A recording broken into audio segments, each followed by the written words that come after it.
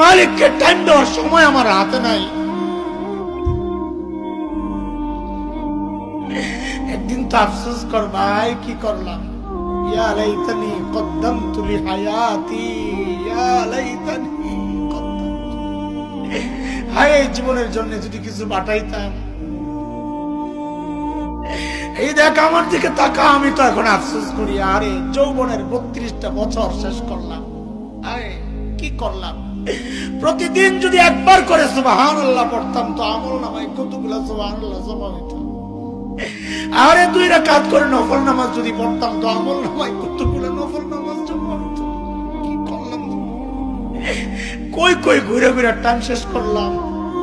এখন তো আফসোস লাগে যখন আয়নায় দেখি দাড়ি ভাইকা সাদা হয়ে গেছে, যখন দেখে চুল সাদা হয়ে গেছে, বুঝি আরে টাইম তো শেষ, টাইম তো শেষ। ডাক্তার এসে বলবে যে কোনো মুহূর্তে, আই কি করলাম। আরে ভাই আমার, মালিককে টাইম দাও, মালিককে টাইম দাও, ফালতু সময় খাইও না, নষ্ট করো না।